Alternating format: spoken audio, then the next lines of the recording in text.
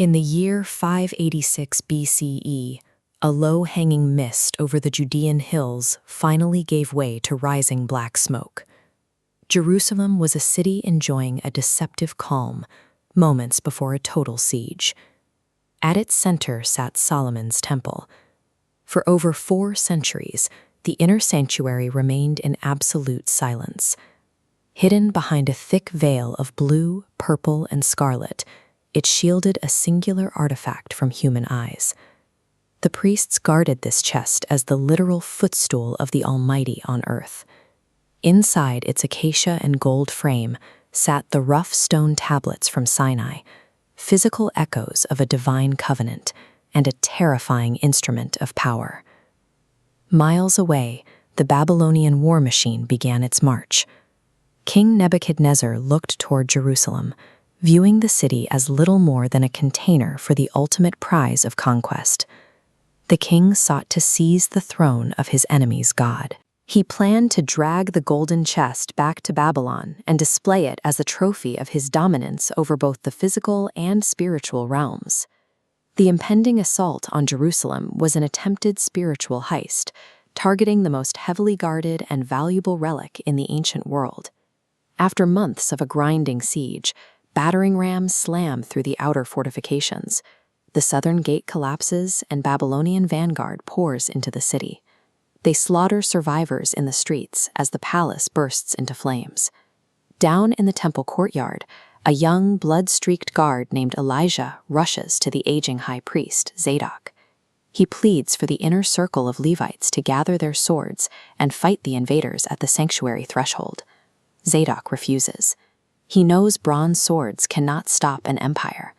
The physical walls of Jerusalem were entirely compromised, and a final bloody defense would instantly fail. If they stay, the golden throne will be captured, melted down into common coins, and paraded through enemy streets to openly mock their faith. Instead, Zadok issues a radical command. He orders his men to bring the heavy cedar carrying poles. They will not defend the ark. Tonight, the ark goes into the dark. To protect their most sacred relic from destruction, the priests intentionally abandon the physical theater of war. They pull the footstool of God out from under the falling empire. Slipping through a narrow, hidden alleyway behind the temple slaughterhouse, a small group of cloaked men moves in total silence. Their muscles strain under the intense weight of solid gold and heavy wood as the city burns around them. They navigate down a steep, jagged flight of stone steps, carved deep into the limestone bedrock beneath Jerusalem.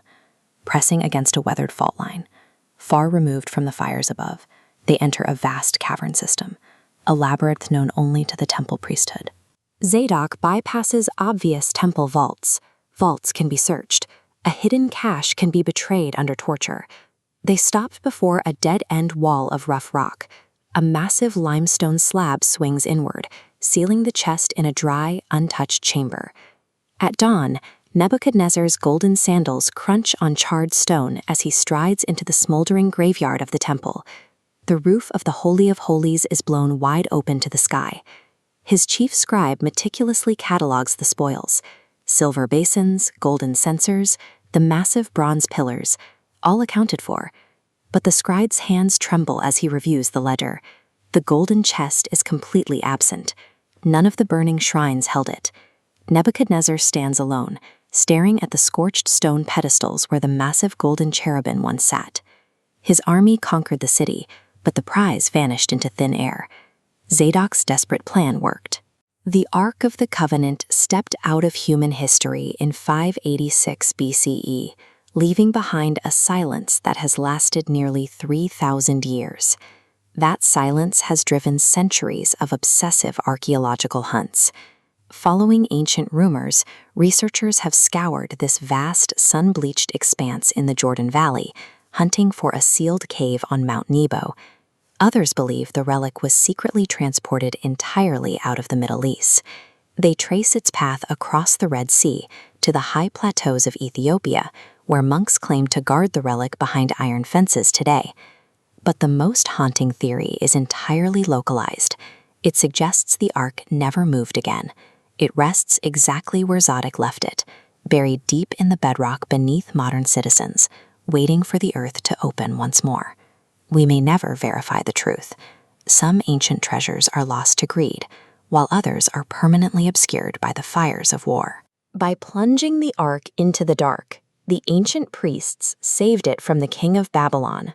They traded a physical throne of gold for history's most captivating, indestructible mystery.